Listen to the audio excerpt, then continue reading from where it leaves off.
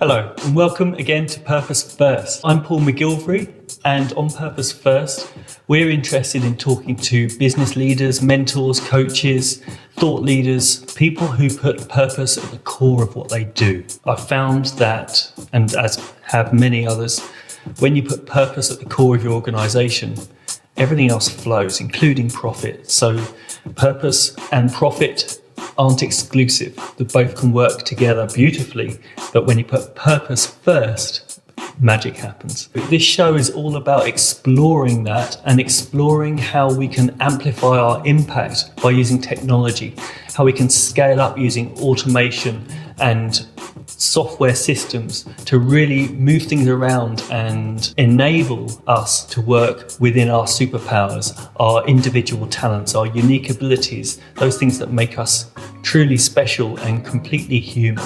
So the robots can do the robotic, simple, logical, repeatable stuff, and we're left with the creativity, the compassion, the connection that makes us really human. So that's what I'm all about, and that's what Purpose First is all about. My next guest today on this show is someone who's a real exemplar of those things.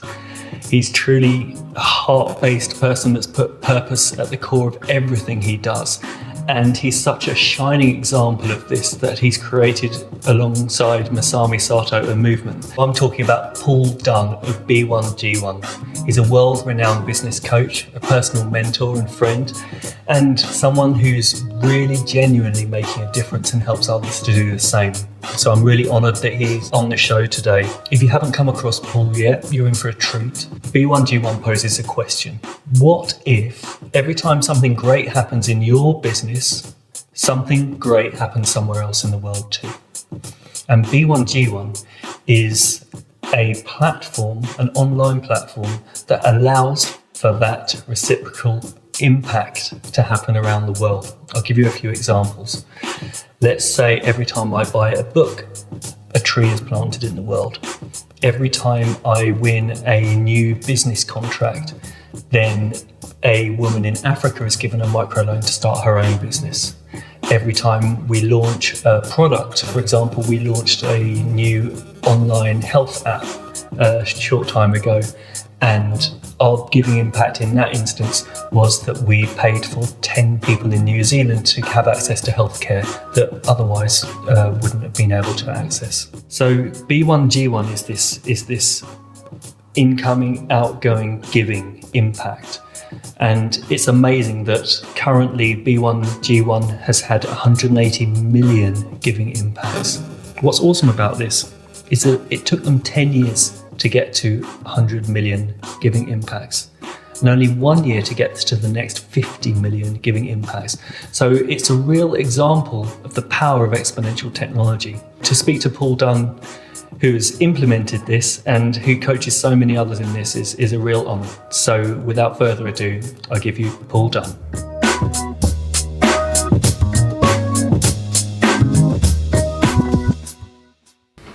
So I'm here with Paul Dunn. Thank you so much, Paul, for joining us. No, it's an absolute pleasure to be here with you. It's I feel like we could have started recording this podcast maybe an hour or so ago, because we've been talking and had some wonderful conversation already. True. So this episode of Purpose First, Paul is someone who's been quite instrumental in helping me to find my way on a purpose-filled life. And we were talking a little about that earlier, how maybe it might be a good introduction to you, actually, but if I recount the story of our first day on the KPI accelerator with Den. Yeah. And there were 65 of us in the room. Yeah. And Daniel Priestley said, for every one of you who have signed up to this accelerator in this room now, a woman in Africa has been given a microloan to start her own business. Boom. My mind was blown. I welled up, the emotion, and I looked around, and Jeannie was in tears. The people, we were touched, we were moved. And that was my first experience with your work. Right.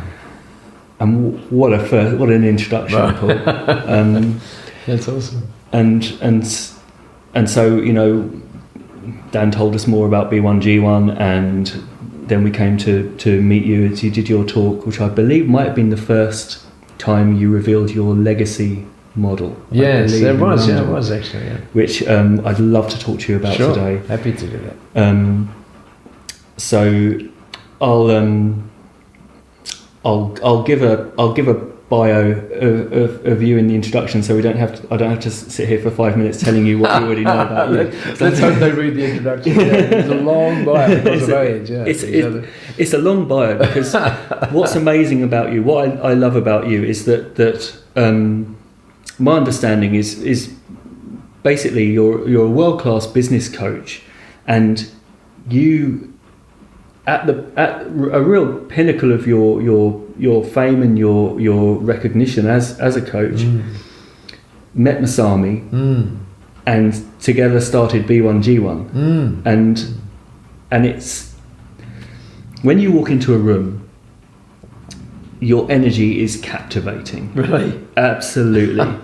I remember that first day in London. That's nice of you. That I was like, well, how does anyone have that energy? How does anyone have that enthusiasm? And I think you'd even flown in like hours before from Singapore. Yeah, that's true, actually. It's true.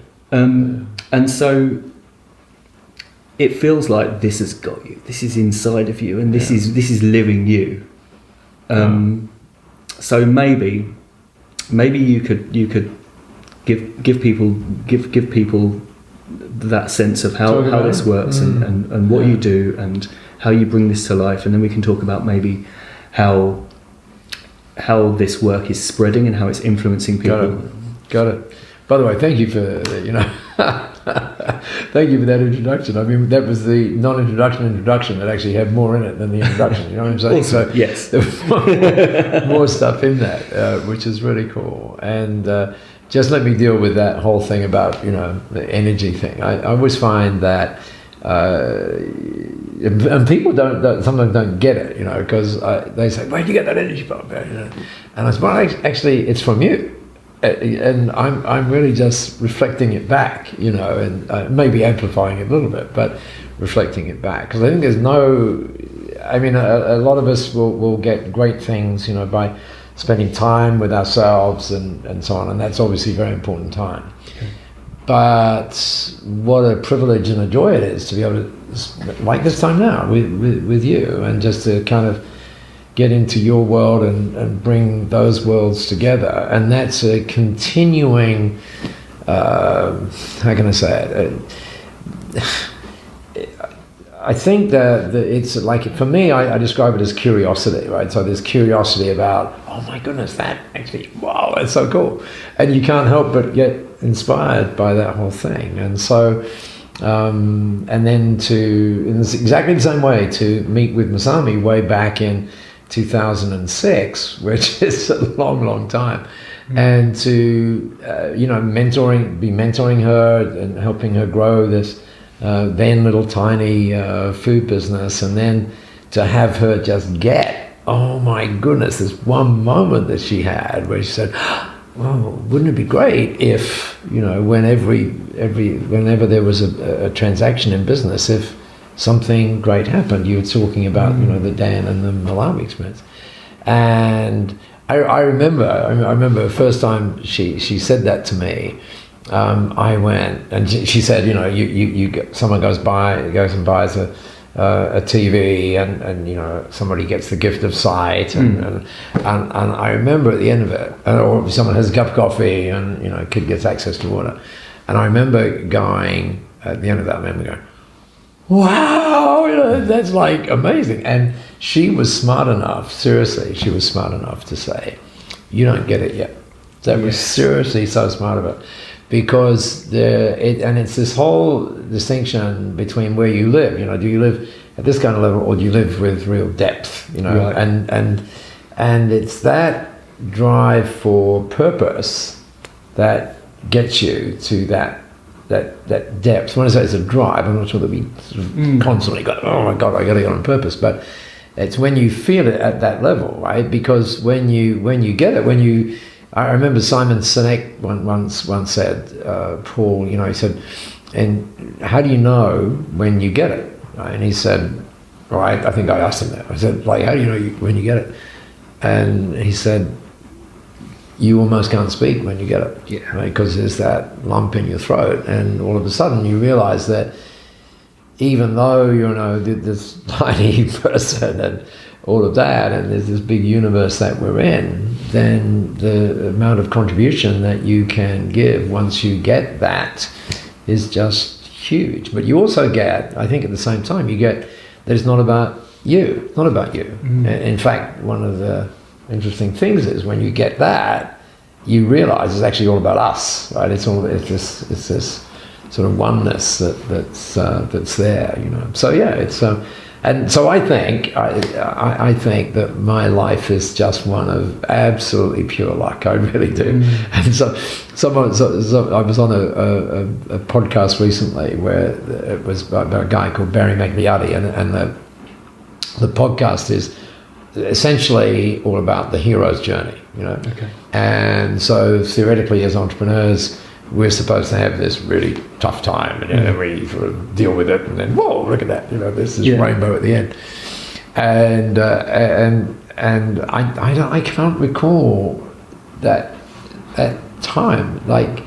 That's really interesting. Yeah, someone once said to me, describe failure, and I remember it. So we were kind of like this, and this person said, describe failure to me, and I found when I look back at what was happening, I'm like, I'm going this way because it didn't click. There was no thing that said, oh well, failure is, I realized at that moment that it wasn't a word that I even processed, and so it just and so you look at it differently now, and you look at it. Well, I can articulate it now, right, after that experience, which is like, oh no, you look at that, and it's this classic thing that everybody talks about, that it's just a learning experience and all that kind of stuff. And so the moment you start to think a bit like that, you see, the gift in that, and then you get grateful for the gift, and then bang, so it doesn't sort of drag you down anymore because you see it as what it is. It's a gift. And do you feel that, because obviously B1G1 is a chapter in a long and wonderful career, and so that was one thing I was wondering, whether this sense of purpose has been a thread throughout, that it's unconsciously, unconsciously, absolutely, absolutely. And it's shown up in different ways. It really has shown up in different ways. So, for example, if you go back, pre-Masami, for example. And that's PM. No, that's PM. And you said to me, "What's business all about?" I would have said it was about two things. It's about giving. That's an interesting word. Giving enormous value to the person that you're privileged to be serving at that particular point in time. That's it. And then to have fun doing that. That was it. That was my whole thing. But now, as a result of B1G1, you get that there's something else that you were missing. I mean, it was there all the time. You miss it. And it's like a guy I was talking to the other day. We were talking about getting on purpose, and there was a particular process that I took him through. And all of a sudden he got it, and he got it to the extent that, he couldn't talk anymore for a while. And then eventually he said, wow, that was amazing. It was always there. It's always there, but it just took something, like some little thing, just bring it out just that little bit. And so what that means is that everybody watching us, right, or listening to us, they've got, it's there, it's just something. We'll bring it out. And hopefully this podcast is one of those things that might help them do that. Well, that's absolutely the aim of this podcast, so I hope so. So let's see if we can give that a nudge. Right. So let's imagine I'm sitting in my car and listening to this, or sitting at home and watching this, and I'm thinking, I don't know where to begin. I'm feeling this, but what can I do? What step can I take?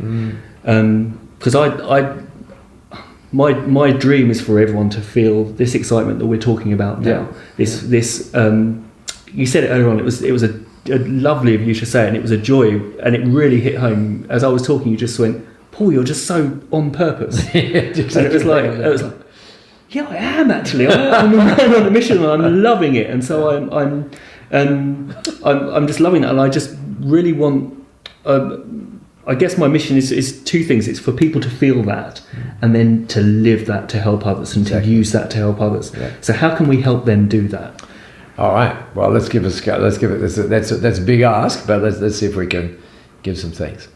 When you think about what we do in B1G1, and people frequently think, oh, well, that's great because we're leaving a legacy. And I was sharing this with you the other day, that there's this whole thing about leaving a legacy, and I think there's two other words now beginning with L that we can use. One of them is living a legacy. Living a legacy. And that sounds a bit weird, but then you realize that every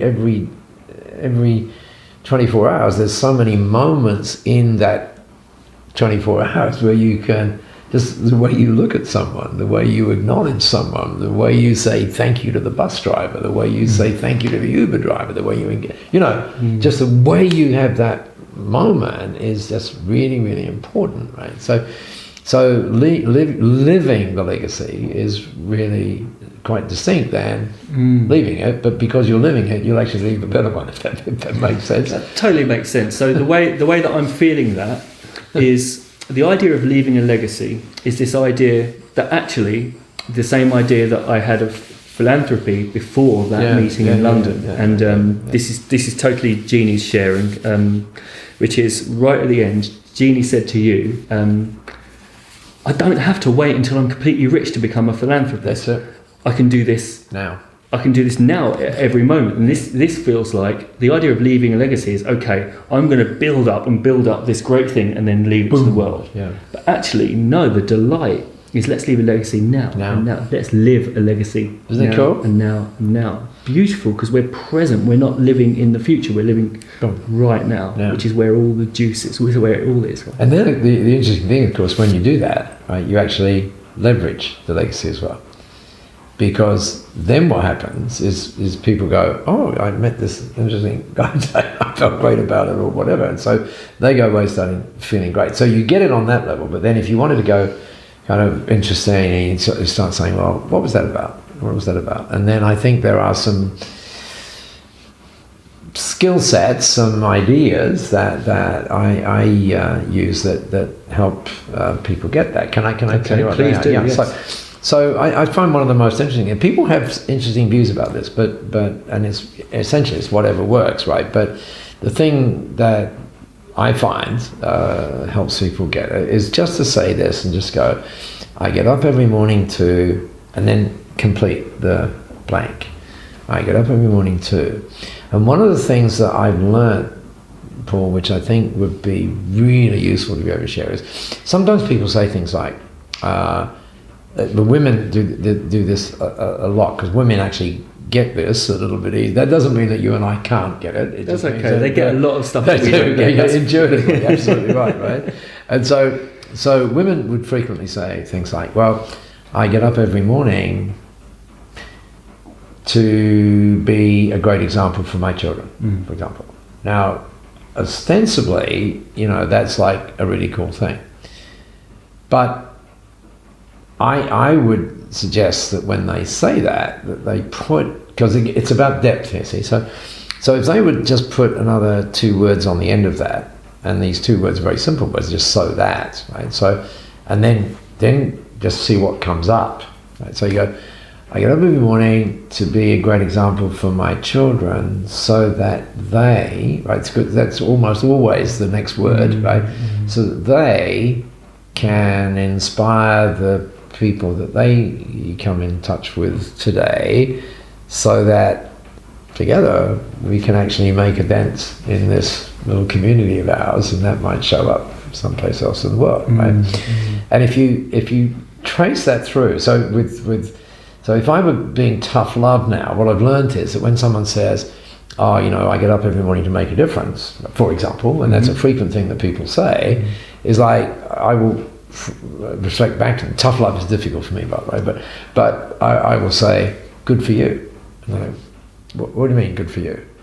And I said, well, you see, if you think about it, when the purpose of the purpose, if you like, is really several-fold, right? One is to give you this clarity for you, but at the same time, when you think, and again, if you think about leveraging the legacy, what you really want people to say, if you could wave your magic wand, you want people at the end of, when they hear that, you want them to say, wow, I'd love to be a part of that. Yeah, right? You see what I'm saying? Yeah, totally. And then it just, yes. Does that make sense? It's beautiful.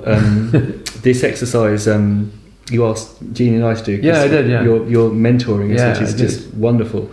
And I remember going through that process of I don't actually remember what I wrote during that time. It's been quite a year of transformation. Yeah.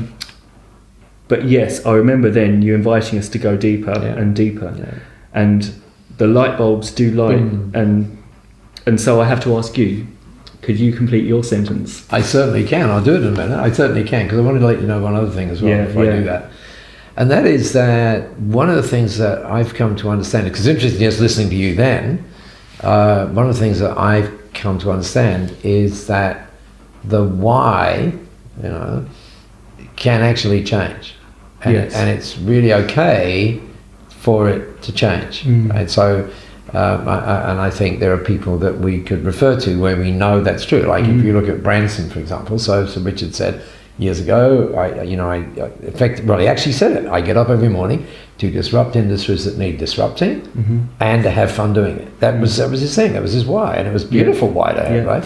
Now it's, I get up every morning to disrupt those industries that need, not that he does it himself now, he's got other people doing it, but anyway, disrupt industries that need to be disrupting, to have fun doing that, and to make a huge difference in our world as I do that. Yes. Right? So it's that interest, you see that? I see that, and I see how that's happened with me, because I remember on that same day, same thing. My why at the end of that Valley Foundation day was, I want to bring meaning into the workplace. And that's still true. Yeah. But as that's percolated inside over the months, I've thought, good for you, so what? Yeah, exactly. Great, there's meaning in this workplace, but what is this workplace achieving? Yes, exactly. What are they doing? What difference are they making? So now I want to bring that meaning, but I want to help those people to make a difference in the world. Get it themselves, right? So it goes out another level. Yeah, I think a way of describing that is to think about ourselves as like having a magnet, right, inside us.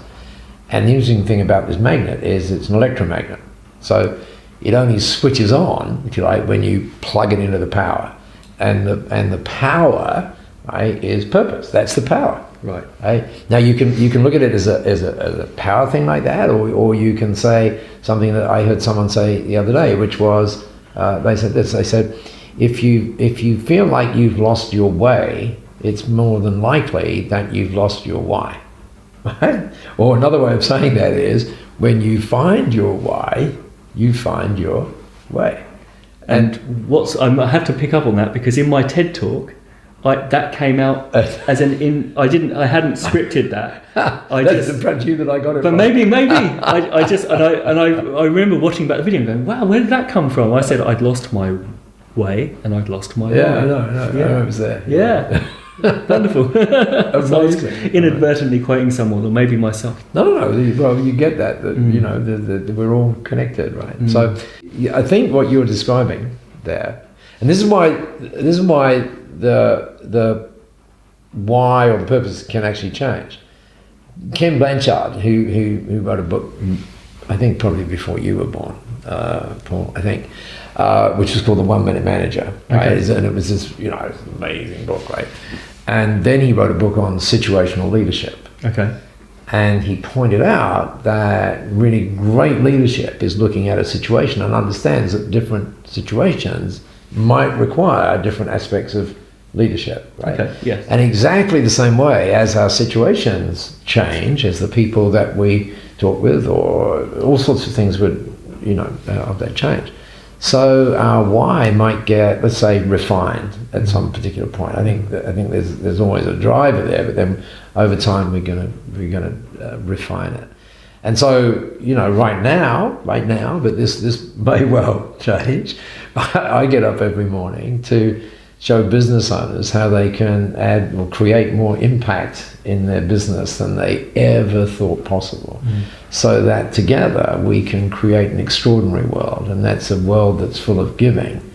And the reason we might want to do that is because that is a happier world, and to be having that driven by business owners is just like, whoa, it's so cool. Okay. And because, there's this, that's another point. I mean, there's this evolution of, businesses moving from the sort of profit first to purpose first. And it's what I just described is I think the outcome of that. We just start creating better places for people to be. We start creating where we recognize everyone's individual things, but then we're giving them this place to play within that sort of whole purposeful framework, and it becomes an extraordinary business, and the way that I describe that is that when the business becomes fully on purpose. That doesn't mean that the owner's the one that's got it. It means we all get it. Right? Then the business just takes off. That's what happens. And because there's this shifting of the spirit that goes on in the business. And it's kind of, again, if you think about the magnet, right? The magnet is now, so, and here's an interesting shift. What do we know that magnets do? Magnets attract, right? Magnets don't push out, they attract. And so when you get this thing switched on, you'll all of a sudden find, oh my goodness, look at that, look at that, look at that, look at that, And we've totally experienced that. We're attracting all sorts of incredible people into our lives. And we're just saying, Jeannie and I were just saying, we had an amazing meeting last night with a guy that we've been in touch with virtually. And then we met and went out for dinner last night. We were like, wow, these people that we're meeting, they're just like extraordinary. And I don't know which way around it happens, whether when you get in touch, when you plug in to this purpose, whether all of a sudden the extraordinary is released in you, or whether it's the other way around, that it's the extraordinary people that are now finding their purpose. I have the feeling it's the former. I think it is. Yeah, I think it is. I mean, they were just there waiting for you. Yeah. Right. The reason I'm asking you what you've seen is because I remember, I'll keep referring to this first time we saw you speak because it was quite a big deal for us. It changed a lot of things for us. A lot of light bulbs went off that day, and I came home and I told a few people on the phone about what you'd said and what you shared, nice. No, I won't say who I spoke to, but the first person I spoke to just got it. And he was like, oh my God, that's amazing. And he's a B1G1 member now. He just signed up. He was just like, yes. The second person I spoke to told exactly the same story, exactly the same thing. They said, yeah, but what's in it for the business? There you go. Yeah. And I didn't expect that. I expected the first reaction again. Because it just hadn't occurred to me, because it's so clear. So I'd love, in case there's, but of course it's a perfectly natural thing, with business. I wasn't taught a lot of stuff about business in school. I don't think that's an odd thing about the education system. They teach us about a lot of things, but not a lot about the things we need to know about. But maybe that's just the way it is, a different podcast. But my feeling is that this whole profit first thing is the norm. And so we're expected to do things. This phrase, it's only business. Well, it's interesting you say that, because I was reflecting on, rather naturally, whenever anyone says things, I've got all sorts of reference points, right? And so one of those reference points that frequently comes up these days is, now, how would Masami deal with that, right? That's one of my things, right? And she would say this much more graciously than I would say this. But if someone said, well, so what's the business case for this? Now, Masami would never say this, but I would, the real thing to be able to say is something like, well, actually, maybe this isn't for you yet, right? Maybe that, because if you ask that question, right, you see what I'm saying? It sort of implies that you don't get it, and I'm not giving, in a sense, I'm not going to help you get it by talking about the business case. Someone said to me, let me give you another example of that. Right, I met this guy. His name is Barry, and we met in Los Angeles. I was speaking in Los Angeles, and he was speaking, and I went, "Oh, he's really, really cool." And he identified himself as a business coach and all that sort of stuff. So afterwards, we're sitting down, and I said, "Barry, wow, that was really good." And I said, "I guess in your coaching, that what you do is you help people grow their businesses. That's what you do, right? You do like business development." And his answer was, "Eventually." And I said, "What? What do you mean, eventually?" Right? And he said, "Well, Paul, we really need to understand him." He said, "I'm sure you know," but he said, he's very gracious enough to say that. And he said that the business is always a reflection of yourself. That's it, right? The business is a reflection of yourself. So if your desire is for the business to grow in a great way, then guess what? You have to do that too. So he said, "Do you get that?" Yes. Absolutely. So he said, so what he meant by eventually was, I'm going to work on all the stuff internally, because oftentimes we look outside ourselves for the clues, but maybe we need to look inside ourselves, right, to get the clue. And then when you go, "Whoa, that's pretty interesting," as you said, not that you had the same issue as that guy, but as you said, when you do this, it's amazing. And I think the magnet is actually a good analogy. I mean, I've thought about it there for a while, that this happens. But is there a business case? Of course there's a business case. And in fact, what's really funny is that frequently when people say to us, "Well, what's B1G1 about?" And we say, "Well, it's really amazing because, you can give from 1 cent." Really? Yes. And 100% of your giving goes, and we track everything, and all of that. And that's typically the sort of thing we say. And then when you ask the people who are in B1G1, you say, "Well, what do you say?" And frequently now, when you really listen, what they're saying is, "Actually, this transforms our business, or transformed our business." "Oh, really? Why?" "Well, it shifts the spirit of the business," right? So it's that whole shifting of the spirit, switching on the magnet and everything else. And again, when you switch it on in the business, exactly what you're finding individually, if you will, starts to happen in the business. People just go, "Oh my goodness, look at that. There's something that I'm looking for as well." And the reason that's really important is we know, and by the way, it's not just customers, right, that are attracted. It's now talent that is attracted, right? Now, why does that happen? Because there is this shift that is going on in our world, and we know it. When you and I were together the other day, I mentioned that number, 79 businesses per hour being established in this country every hour of every day, right? And that number accelerating, so that as we're here in 2018 right now, people are saying at the end of 2018, when we measure that number, it's going to be about 720,000 businesses, new businesses. Now, why is that? It's never been like that. Why is that? It has to be a reason, right? And people would suggest that the reason is that if you go back through like 2008, pre that, you had, greed is good and all of those sorts of things that were going on. And we understood, oh, actually, no, that wasn't actually true, but it felt like it at the time, right? And so now you have people, a lot of them, and we, I talk to them about this, where they go home, they're about to put their head on the pillow. These are people from corporate, and they go home and put their head on the pillow, and just before their head hits the pillow, or maybe even as the head hits the pillow, and they're sort of talking to themselves for a bit, they might reflect on their day, and they might say, is that all there is? Is that all there is? And by the way, for those people listening to us and watching us now, there is much more. and it's that switching on, right, of that purpose thing, and that's why the work you're doing is so important. And the work you're doing also. So that's wonderful. So that's beautiful. Thank you so much for that.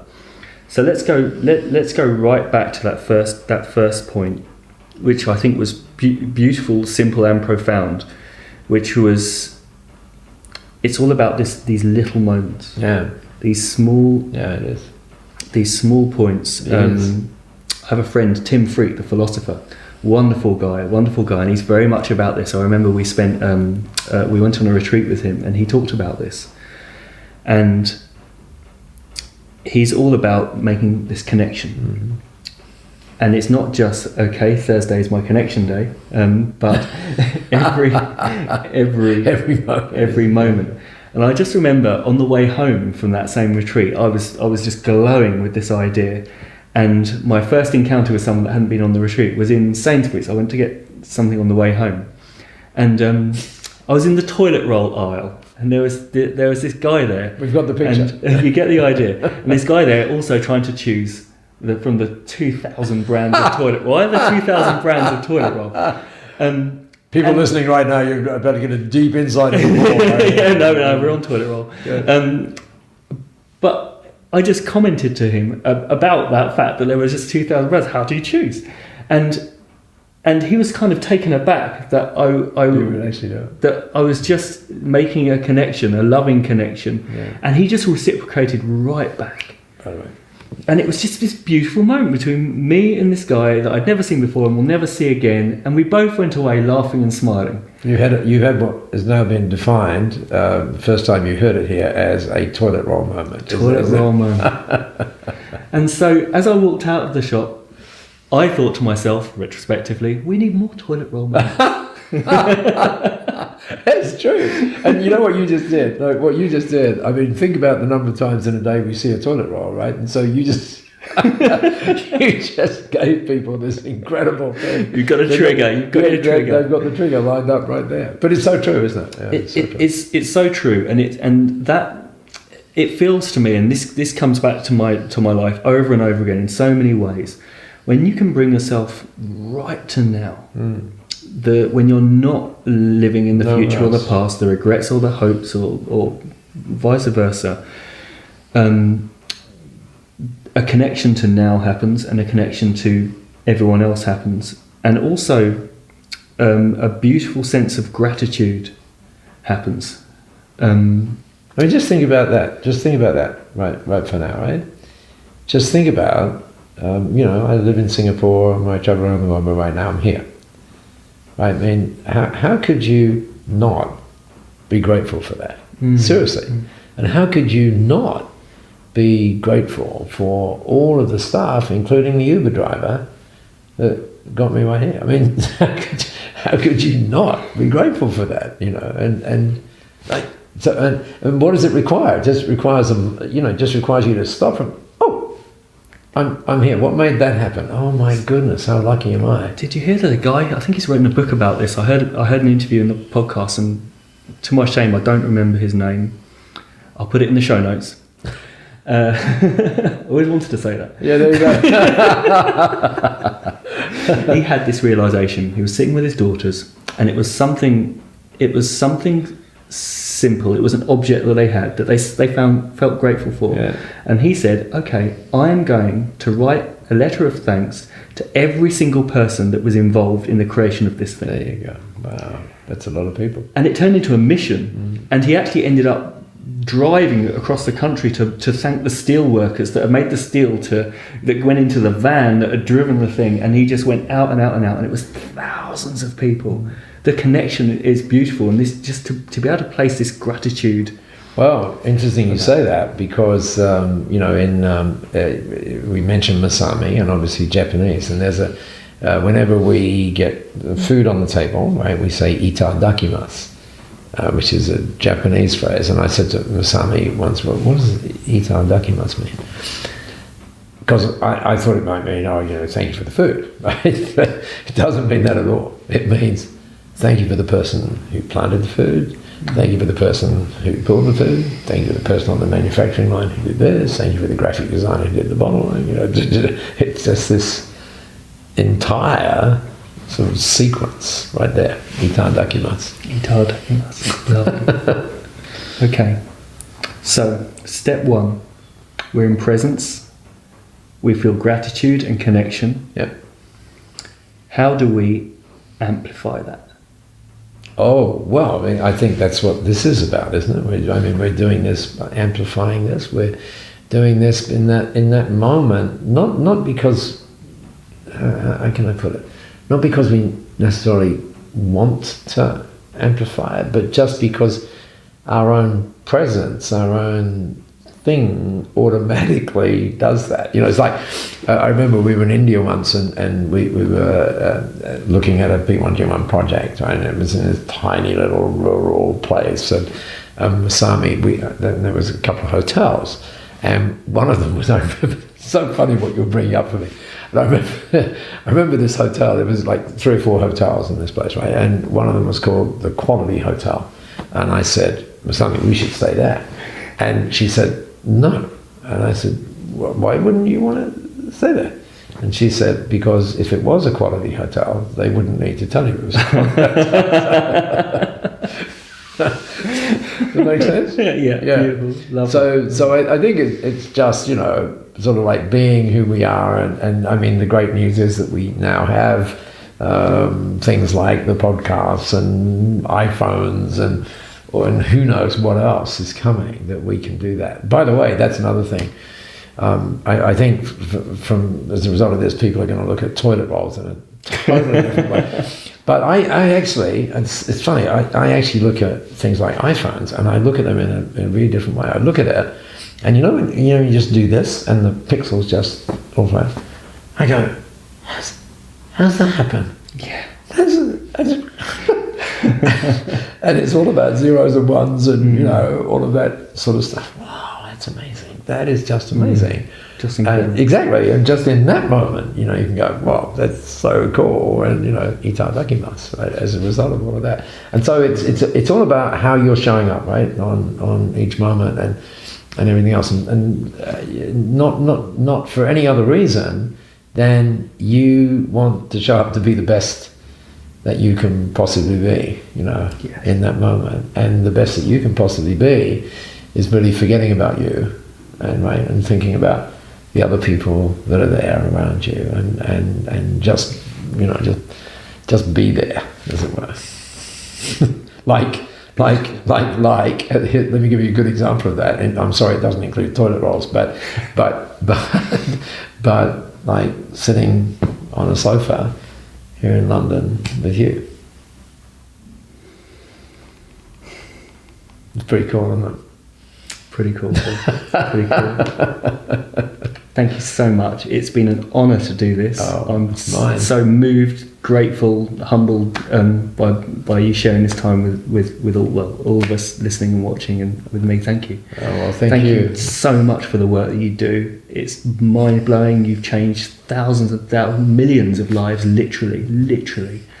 I can't wait to see what you do next. Where it goes, right? Where it goes. But and thank you for all of that. Right? Thank you. But let me just say that a slightly different way, okay?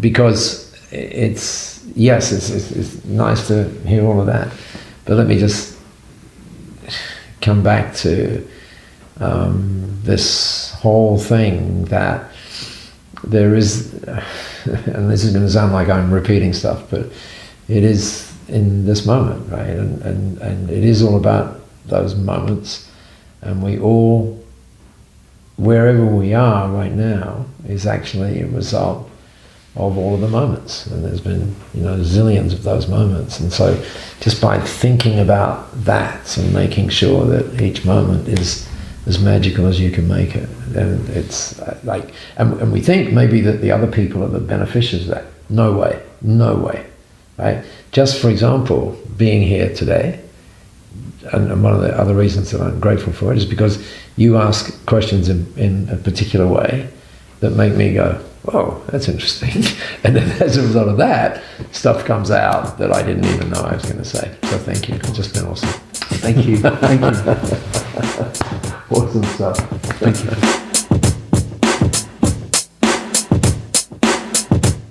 Paul Dunn, ladies and gentlemen, what a great guy.